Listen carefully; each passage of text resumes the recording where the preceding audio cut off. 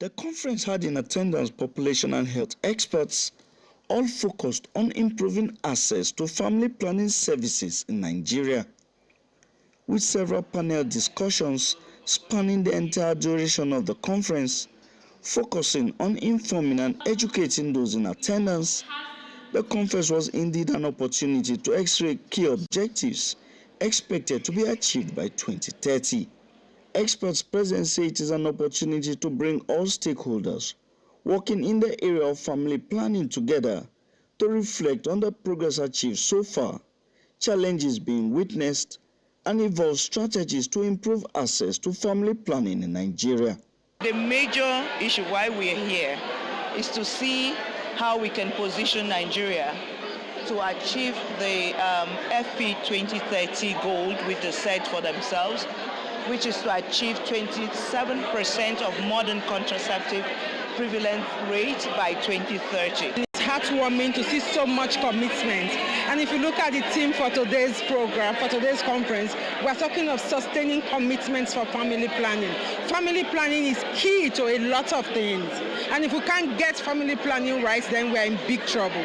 So this conference is a big, big yes. Today's program is really about bringing all the stakeholders that are working in the area of family planning together to reflect on the progress that we have made so far, the challenges that we are still facing, and agree on the way forward, the strategies that we need to use to be able to move the needle when we come to family planning in Nigeria. With the support from key players like the United Nations Population Fund and several development partners, experts present say current data on maternal mortality in Nigeria is worrisome, as the lack of access to family planning continues to plague the nation. Before now, the maternal mortality is 517 per 100,000 live births, which means it increased marginally from 412 that it was a few years ago. Remember, it crashed from about 1,000 to 417 based on the midwifery service scheme, which I was part of conceptualizing. But somehow it's going up again. We still have too many women and girls in this country, more than 21%, who would like to have access to family planning commodities, but do not have that access yet. Not even talking about the youth, the adolescents, who needs to have the proper information so that they don't make mistakes. Then they make informed decisions about their future. They say that the importance of family planning and child spacing cannot be overemphasized, as their benefits transcend many sectors of the society.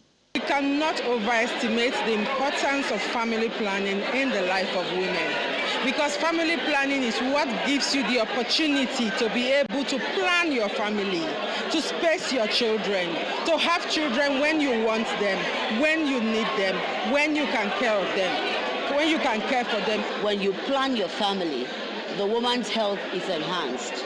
When you plan your family, your economic life is ensured. When you plan your family, there's the likelihood and scientifically proven that you can live longer and live good. Family planning is an essential. Family planning is a way to go. Even in today's terms, if you want to give quality education to your children, you must plan your family. If you want the mother to live long and healthy, you must think family planning. All these together will ensure that we build only healthy Nigerians, that will build a better Nigeria for us. Ignoring family planning will lead to more millions of deaths and will increase poverty across the nation. So it's actually very debilitating if we ignore family planning in Nigeria, specifically because Nigeria alone is number 3 across the globe for maternal mortality. So imagine if we continue to ignore FP, that means more women and girls die. That means we're losing 50% essentially of our economic contributions, people to contribute to economic advancement in Nigeria.